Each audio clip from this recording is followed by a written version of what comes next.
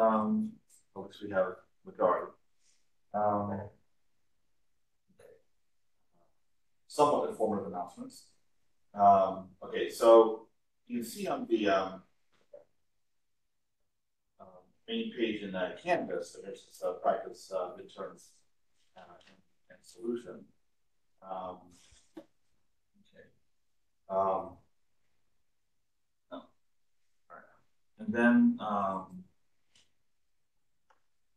the way that the midterm is going to be structured is that there will be 5 problems that are considered like regular problems, kind of like explorations in a way. All not MATLAB. Sort of again can be worked out on paper. And then the other part of it, referred to as a lightning round. These are more conceptual questions, similar to a concept check. Now that is not the lightning round is not included in the practice midterm solution. That's only regular problems because your way to prepare for the lightning round part is the Canvas quizzes that you already have to do. It's going to be questions like that. And I'll be reviewing whatever's going to be on it in class on Wednesday, February 21st. I have not yet settled on the precise time frame for the midterm itself. I mean, that class period, Monday, February 26th, on the schedule says midterm, but it's gonna be in a take-home format. However, it will be a short time frame. And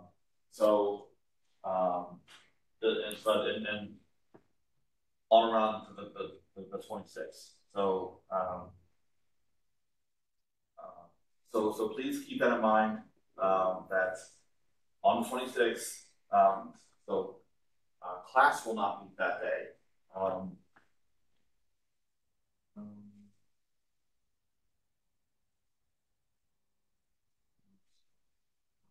No class on Monday, February 6th.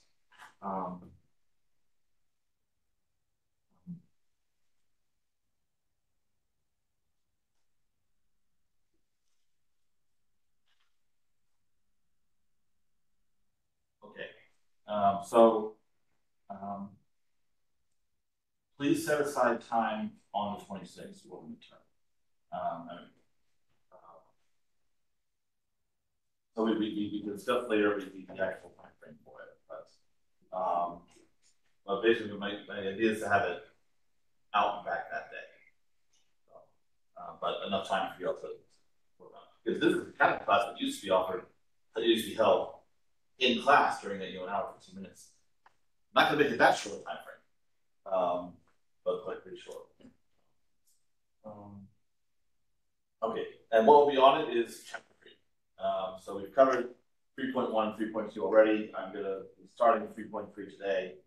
We'll see 3.4 next week, and then you'll have very clean. Oh, that's right. Next week we only have class on Wednesday because it is Mardi Gras break, for which I'm also grateful. There's no such thing as breaks anymore. They're not just call them what they really are for us, students and faculty alike. They're catch-up periods.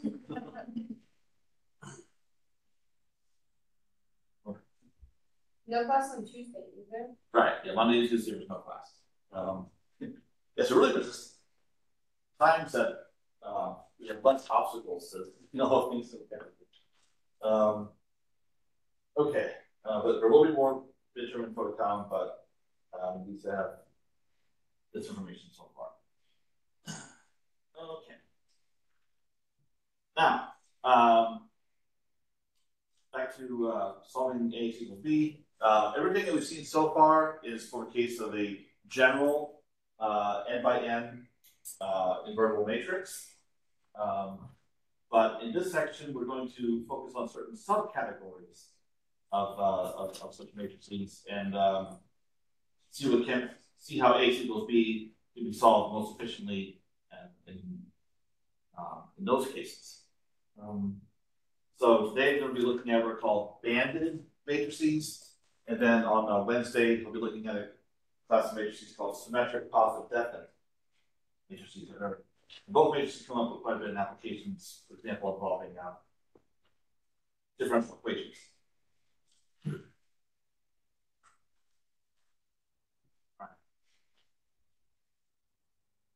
So, I mean, as long as A is empty square and vertical, we always have this option. Gauss elimination with pivoting that leads to the LU composition forward back substitution. So we're technically covered. It's just that for some cases, there are certain things we should do differently because of what we know about the matrix. Okay. Now, so what is a banded matrix? Okay. So the idea of a banded matrix is that all the non-zero entries only occur on certain diagonals near the main diagonal. If you were to like visualize zero non-zero entries in the matrix, non-zero entries will occupy some band near the main diagonal. So the terminology for you. So matrix has upper bandwidth, I'll call P, if the I range is 0, wherever J minus I is greater than P. So when this condition holds, that means that entries that are above the Pth diagonal above the main diagonal all have to be 0. So for example, if P is equal to 1, then you could have non-zero entries on the diagonal that's directly above the main diagonal, but nothing beyond that. That's going to be the upper right corner. I'll show you examples of these shortly so you can visualize what I'm talking about. Lower bandwidth is labeled Q, is the opposite. So if I minus J is greater than Q, then the entry is 0. So there are only Q diagonals below the main diagonal that are allowed to have 0 entries on them. So then, if you add the upper and lower bandwidth, and then you add one more for the main diagonal, that's called just the bandwidth of A. So the bandwidth is the total number of diagonals that are allowed to have non-zero entries. Now, a full matrix would have non-zero entries anywhere. The largest bandwidth can be is 2n minus 1, because you have n minus 1 diagonals above, n minus 1 diagonals below, and main diagonal. Okay. Now, there are some specific cases of interest. If P and Q are both 1, that's a tridiagonal matrix, because we only have 3 diagonals that are non-zero. The main diagonal and the ones immediately above and below. If P and Q are equal to 2, that's called a pentadiagonal matrix. Oh, you see one of it. But you have, yours is circular. Yeah. Okay. Almost. So there you have 5 diagonals. So the main diagonal, 2 above, and 2 below.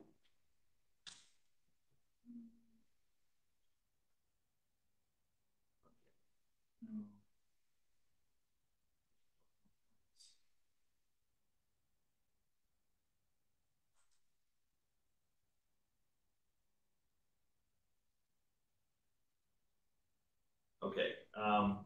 Here's some examples of banded matrices. Make this a little bigger. So this one right here has an upper bandwidth of 2 and a lower bandwidth of 1. It should be all these entries occupy the same amount of space, but we have the -2, 1, 3, 1, -2. That's the main diagonal. And then below the main diagonal, we have like 1, 4, 11, 3. So we have, and that's all we have below the diagonal. Is you have non-zero entries in the first subdiagonal, so the lower bandwidth is 1. And then for the above the main diagonal, you have 1 and 5 here, 8 and 4 here, -2 and 7 here, and the 1 here. So we only have these first 2 diagonals above the main diagonal where entries are non-zero, so that's why there's a upper bandwidth 2.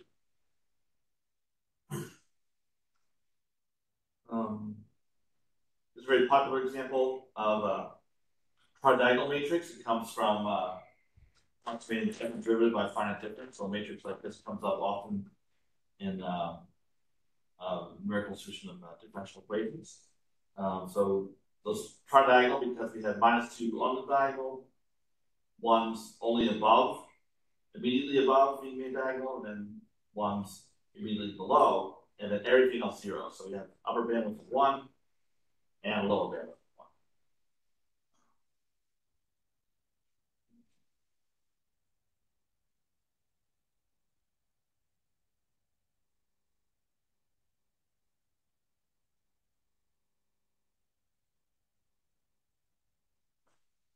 Okay. Now, let's examine Gauss elimination when we have a banded matrix. So this matrix has the same structure as the first example I showed you, where the lower bandwidth of 1 and then an upper bandwidth of 2. So I'm using x's here to indicate entries that could be non-zero. Just because if we're focused on the structure, we don't really care what the actual numbers are. For now, we're going to assume that there's no pivoting.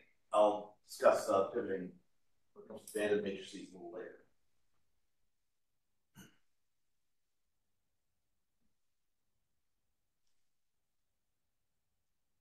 Now, the way Gauss elimination works, remember we call it, you start with the first column, we go from left to right. For first column, because there's a lower bandwidth of 1, you only have one entry below the diagonal in this column that has to be eliminated. So in general, like when we go through each column, whatever the lower bandwidth is the number of entries you have to eliminate in that column. In other words, that's how many row operations you're going to perform. Whereas in the general case of Gauss elimination, in the first column, you have to eliminate n-1 entries and n-2 and so forth. So for a general matrix, you have to eliminate order n squared entries with row operations. And those operations can use up to order n operations each. That's why Gauss elimination is general order n cubed operation process. But here, you only have order n row operations to perform because you have one entry per column. So right off the bat, you know that we're going to be occurring at most order n squared work with Gauss elimination. But it gets even better than that. Okay. Well, first question, any questions so far before I go to the next page?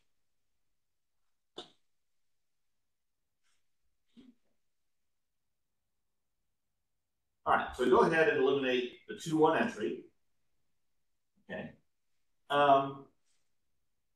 And notice that the banded structure is preserved.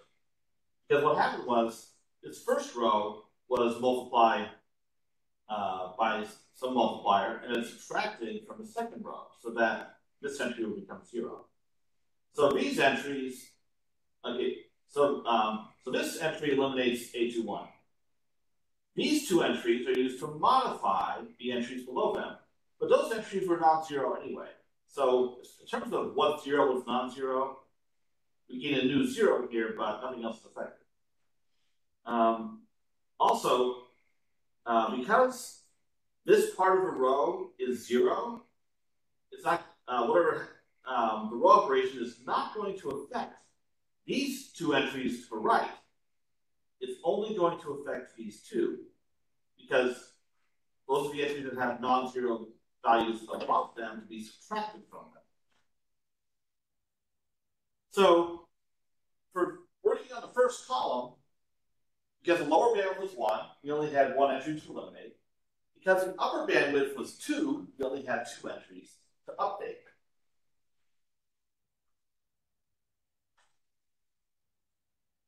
Go to the next column.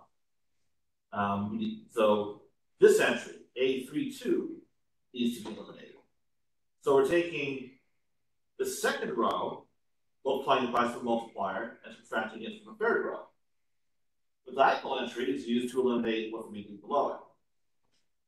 These two entries will affect the two entries below them, but this last entry is not. So again, upper bandwidth of 2, so 2 entries are affected by the row operation. And then we just keep going to reduce to upper triangular form. So we only needed 4 row operations in total, each row operation impacting at most 2 entries. Right. So Gaussian elimination, in a banded case like this, takes a whole lot less work. There's fewer row operations to perform. Each row operation requires less work. So here's a summary of what happens in general banded case. We have some sort of lower bandwidth Q and upper bandwidth P. So the lower bandwidth is how many entries you need to eliminate. So since you only have multipliers for those entries, that means that in the LU decomposition, the unit lower triangular matrix L has the same lower bandwidth as A. So whatever lower bandwidth A has, that passes through the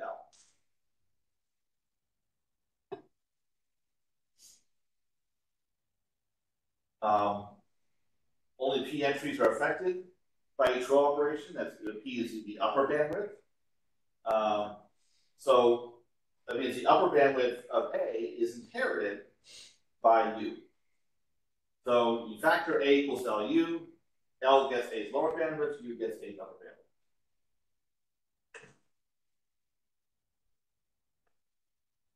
So what's the total amount of work involved? We need to work on n-1 columns.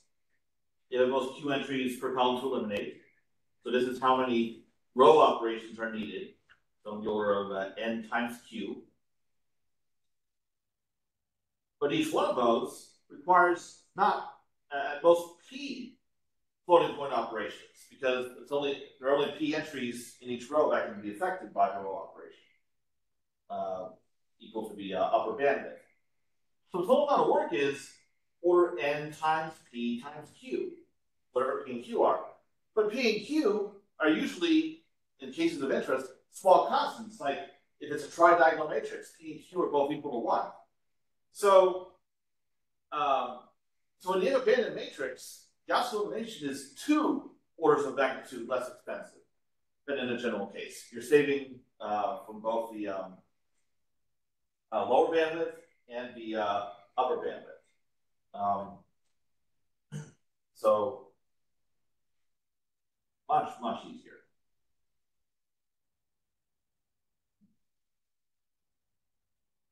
All right. Questions on what Gaussian elimination does in a banded case?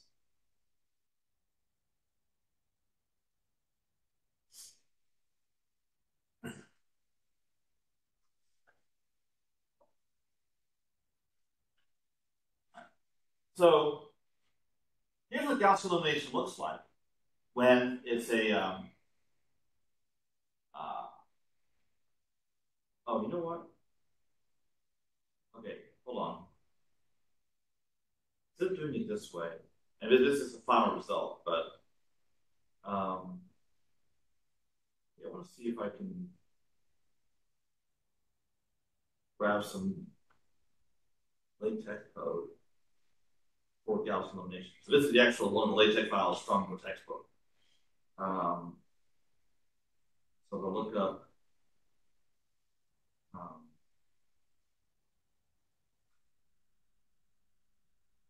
that algorithm. Here it is. Yep. Okay.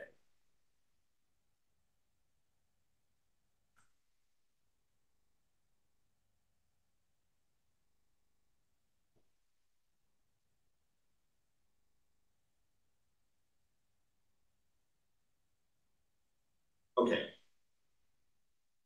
Now, Oh, I get rid of the B part because we no longer do that with the LED composition. Okay, so this is the Gauss elimination without pivoting in the general case. But now I'm going to take into account the tridiagonal structure. So this part doesn't change. We're still working on all columns except the last. Here, in the general case, your row index starts below a diagonal and goes all the way to the bottom. But we're not doing that anymore. With a tridiagonal case, with a lower bandwidth of 1, we're only looking at, in each column J, we're only looking at row I equals J plus 1. So this loop, I don't even need this loop anymore. So I only care about I equals J plus 1. So what I might as well do is go through the rest of this down here, and wherever I see I replace it with J plus 1. So this loop goes away, the middle loop. Okay, now I don't need as much indentation. Okay. So now I will replace I with J plus 1. So why do you do that if it's the same thing? Sorry. Why do you do that if it's the same thing? Because if I left it the way it was, it would be performing a lot of operations on entries that would be 0 anyway. So we're eliminating waste. Okay, so again, wherever I see I fill in J plus 1.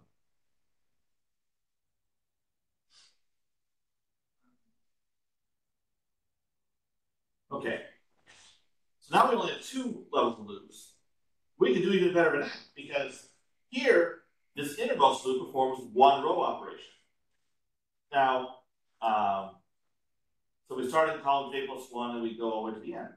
But if we look at the entries that are involved here, A, J, K, where K ranges from J plus 1 all the way to N. Now, A has upper bandwidth P equals 1. So if the difference J minus K is greater than 1 in absolute value, then this entry is necessarily 0. So K starts at J plus 1. So the entry A, row J, column J plus 1, that entry is non-zero. Okay, so we do work with that. But K keeps increasing. And as soon as K minus J is 2 or more, this entry is going to be 0, causing this entry to be unaffected by what happens here. You're subtracting 0, essentially. So I don't need this loop either. All I have to do is consider the case K equal to J plus 1. So just like with the substitution of I, wherever I see K in here, I can just replace K with J plus 1, and I'm covered. So I have, so I'll make it, so I get rid of this loop.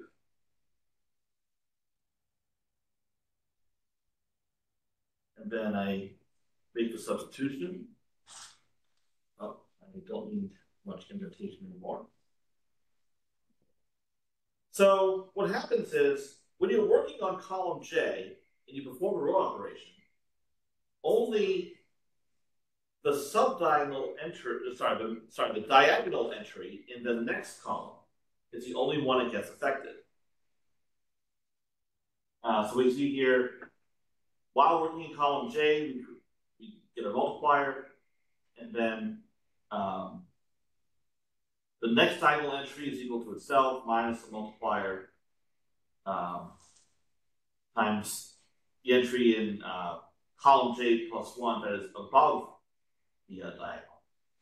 And that's it. So here, it's easy, once we've made these optimizations that take the bandwidth into account, it's easy to see why Gauss elimination in the banded case requires only order n floating point operations.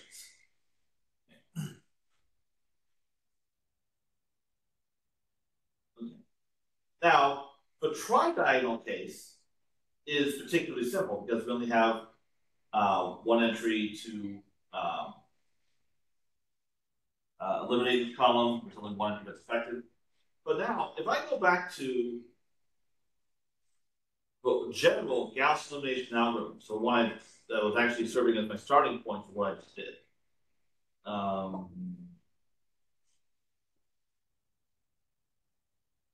Okay, here.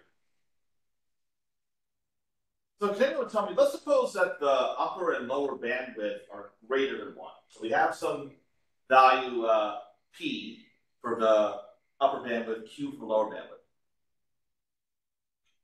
Like, how would this loop change if you wanted to take the bandwidth into account? But it's not tridiagonal in this hypothetical example.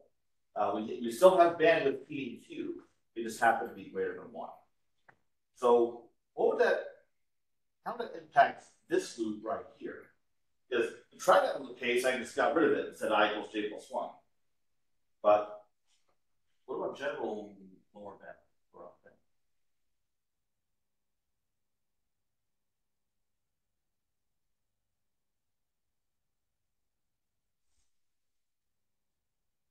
You have it before a specific number?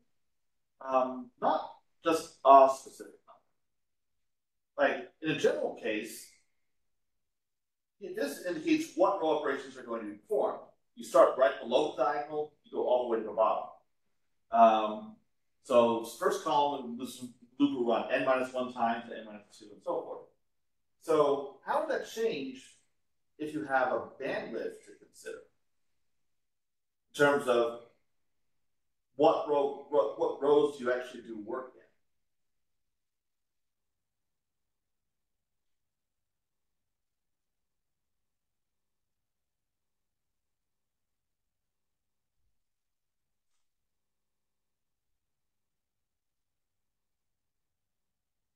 Someone take a stab at it.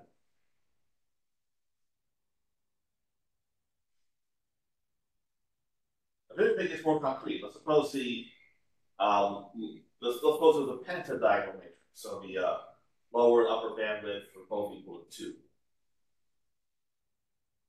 So you have to keep in mind these facts about how the bandwidth impacts the Gauss elimination process. In terms of what rows you work on, what portions of those rows are affected.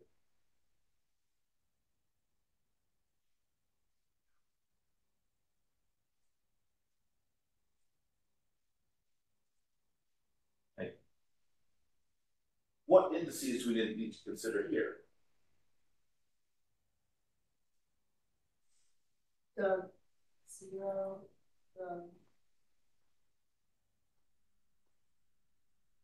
and the ones that we are changing. Which ones would they be, though?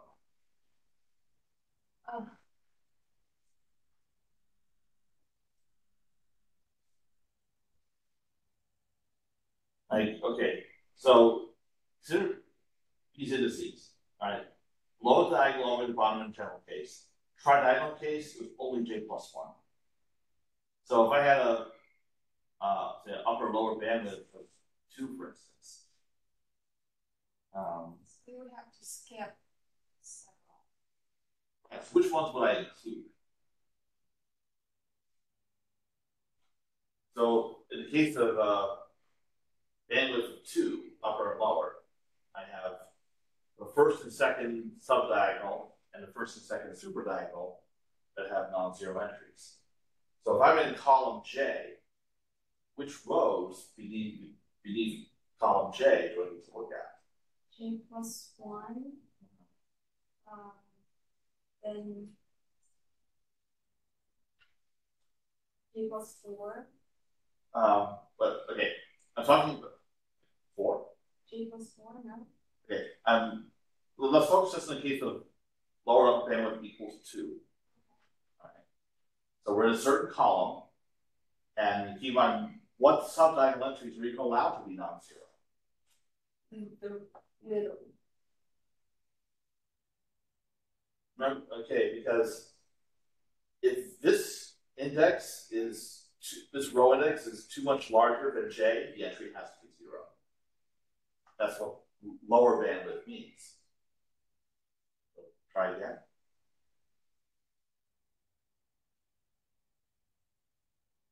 It's not J plus 4. Because that entry is too far away from the diagonal. Figure overcomplicated things. Right.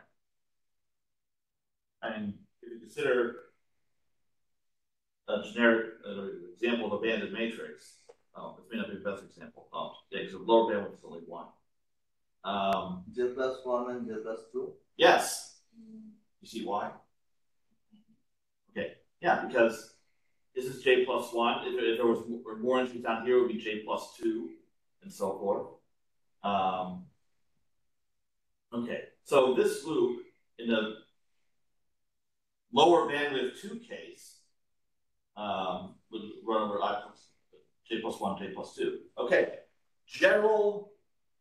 Okay, the upper bandwidth is P, the lower bandwidth is Q.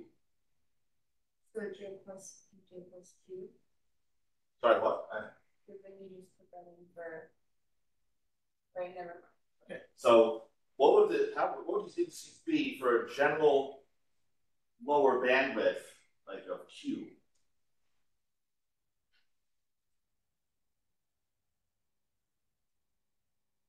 What should this range of indices be?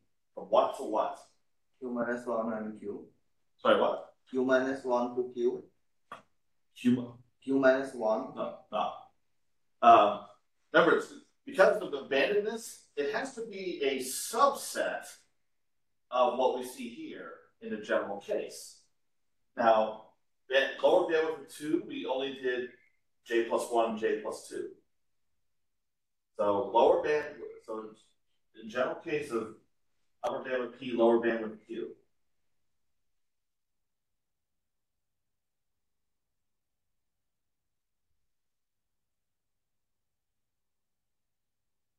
J minus 2 to J plus 2.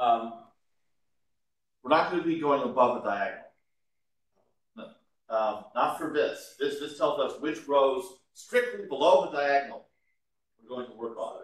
That's why I said earlier it has to be a subset of the indices that you have here for a general case. And then be J plus Q. Yeah, that's where you stop. So J plus 1, J plus 2, etc., all the way up to J plus Q, as long as you don't exceed N. So if you're coding this up, you have to be careful about that. But yeah, those are the entries below the diagonal. So this loop would run at most Q times, where Q is the lower bandwidth. Okay. What about this one? This loop that actually performs row operation. So here we're messing with entries that are above the diagonal. So what should the range of indices be in this case? So in the general case, it goes from J plus 1 all the way to N. But what would we do differently, again, for an upper bandwidth of P and a lower bandwidth of Q?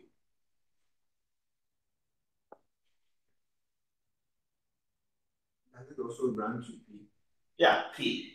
Yeah, so this loop goes up to J plus Q. This loop goes up to J plus P, because those are the entries that can be affected by the row operation. Okay. Now, it's easy to think that an algorithm like this, because it has 3 levels of loops, would take order n cubed operations. Now, in the case of Gaussian elimination, it's true. Now, if I'm implementing Gaussian elimination for a banded matrix where it's not tridiagonal, but it has like the lower bandwidth P, upper bandwidth P, lower bandwidth Q, I would still have 3 levels of loops. But as I mentioned earlier, for banded matrix, Gaussian elimination takes only order n operations. That sounds like a contradiction, but it's actually not, because you have to think about how many times does each loop run. Now, in a general case, this loop, this loop, this loop can all run order n times. So that's why we get order n cubed complexity. But in a banded case, this loop still runs order n times. This loop order q times, and this one order p times. What's the complexity? Order n times p times q. So if you use n, order parameter n to measure your problem size, and you have a certain number of levels of loops, that does not automatically mean that it's n to the whatever, how many levels of loops you have. You have to think about how many times each loop is actually going to run, how many iterations you perform. So for Gauss summation on a banded matrix, this loop still runs order n times, but the ones interior do not. So questions about that case?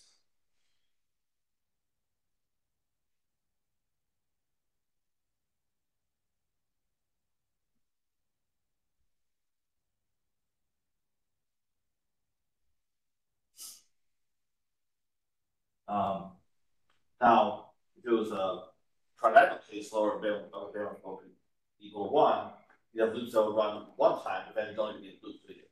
So that's why it reduces to this relatively trivial algorithm, where only the diagonal entries end up being modified, and then you store the multipliers. Forward substitution and back substitution also become a lot simpler. The inner loops in both cases will run only one time, because you have for forward substitution you have a lower bandwidth of 1. For back substitution you have an upper bandwidth of 1. So these algorithms also become much simpler. So what you see here, this is it for solving AX equals B in a tridiagonal case.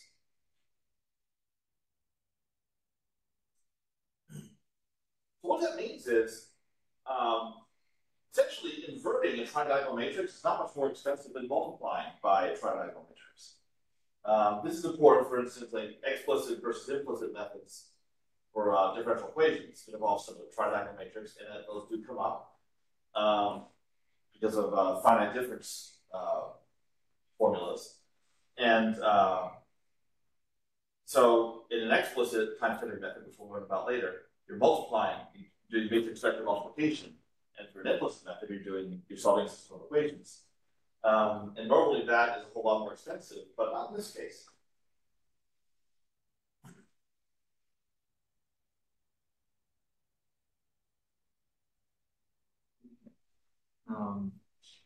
Now, I think I'll change this to make it, so I'm going to call it L. Dang it. Because we're storing the multipliers in L. The L factor from the LU composition. So that way it makes sense when it's used down here. And then what you have on a diagonal is then copied into U, but it's used down here. So all right.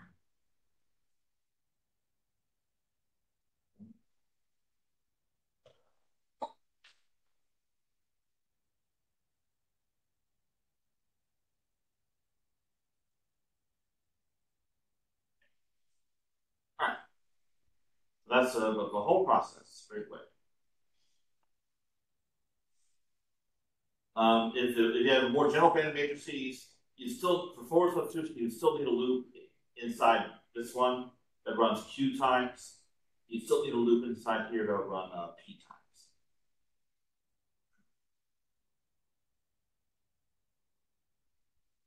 Okay. Very important fact about banded matrices. Normally, matrices are stored in a two-dimensional array. So n by n matrix, you're occupying n squared spaces in memory for the n squared entries. But for a banded matrix, especially if the lower upper bandwidth are small, most of the entries are 0. So to store a banded matrix that way is wasteful. So alternative is to store them as vectors. For a tridiagonal matrix, for instance, you can use 3 vectors. So a vector of length n for the main diagonal, and then vectors of length n-1 for the subdiagonal and superdiagonal. So I'm going to show you Gauss elimination for vector substitution again for a tridiagonal case, where is now here we're using dimensional matrix storage, but now it's the same algorithms but with vector storage. So I'm going to use a vector L to refer to the subdiagonal, a vector U for the superdiagonal, and then a vector D for the main diagonal. So in the case of Gauss elimination, we're modifying the subdiagonal entries to make them the multipliers. And remember, the multipliers, you're taking the entry you want to eliminate and dividing it by a diagonal entry. So it's divided by an element of D. Only the diagonal entries are affected by the row operation.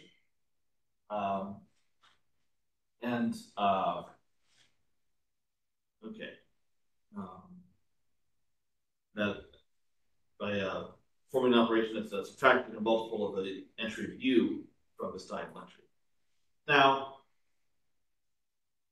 okay, if I compare, I'm going to copy the Gauss elimination algorithm from before for a tridiagonal case.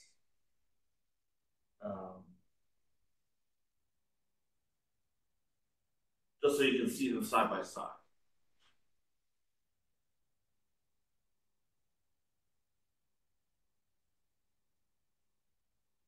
Okay, so here's with conventional matrix storage, here's with vector storage. So with conventional matrix storage, you have two, oh, that should be J plus 1. I forgot to do that earlier. You have two indices, a row index and a column index. With vector storage, you only have one index. So if I have references involving two indices, how do I go from 2 to 1?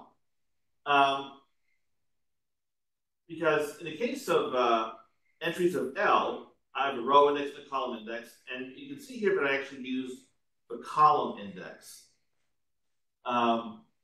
For the main diagonal, row and column indices are the same, so you can use either one. And then for an entry of U, I use the row index. So what's the logic there? Why is it that I use the row index to identify entries above the diagonal, and then the column index for entries that are stored below the diagonal? The answer is they both start at 1. I mean, because for vector storage, I'm going to be numbering my entries in 1, 2, 3, 4, etc. So I use whichever index starts at 1 to go from conventional matrix storage to 2D array to vector storage.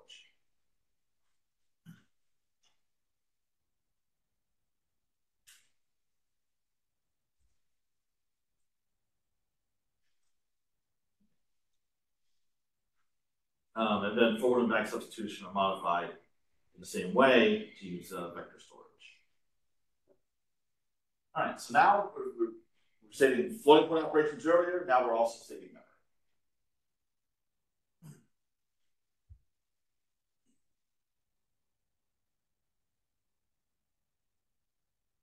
Okay, so questions about solving A equals B in the tridiagonal case.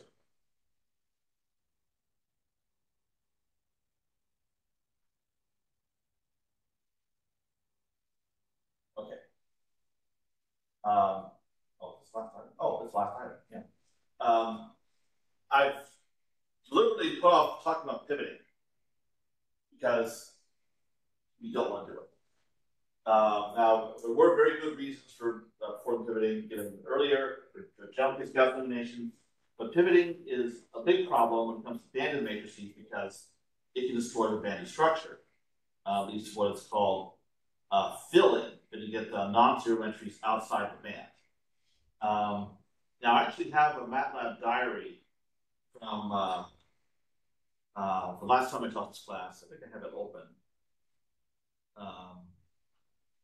Oh, it did. Okay, so I'm going to be lazy here and just show you that. instead of recreating it in MATLAB, it'll just be the same thing. So here we have a random matrix, but then I use a try new and try L commands to make it banded. So this is the matrix it's going to be working with. It has an upper bandwidth of 2 and a lower bandwidth of 1. So I want to try Gauss elimination with partial pivoting. Now what I do is in the first column, I have only 2 non-zero entries to consider because lower bandwidth is 1. I want the larger one in a diagonal position. So in this case, I want to swap rows 1 and 2. So I go ahead and do that here. And look, I already have a non-zero entry outside the band. Things have gone badly already. It totally obliterates using vector storage. Then I perform a row operation. So this entry is made 0. But now, and I still have this non-zero entry outside the band. And then I go to the second column. Here, I want, between these 2 rows, I want the diagonal entry to be larger. So I got to swap rows 2 and 3 also. So I go ahead and do that, breaks my banded structure even more. And then I perform a row operation. When I go to column 3, I got to do some pivoting again. So this example really needed a lot of pivoting. And once I do all that, so wow, I have to row interchange every step of the way. So this is a random example, but it was a bad one. So the point is, by the time I get to the bottom, I've made the matrix upper triangle, but it's almost fully upper triangular. So in other words, the upper triangle of this matrix that originally had an upper bandwidth of only 2, now has almost every single entry in the upper triangle non-zero. So I lose the savings that I get from a banded structure for Gauss elimination. Once I perform back substitution on this, it's going to be order n squared work, whereas it should have been order n altogether. Now, but the thing is, why is it that we still really want to do pivoting, as I discussed before? Is it, well, whenever we have zeros on the diagonal? Yeah, that can happen. But what's the other reason? That's less pressing, but should not be ignored.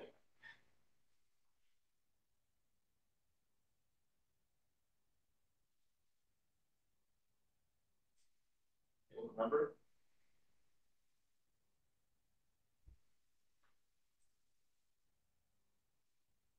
Reducing the spread of round-off error.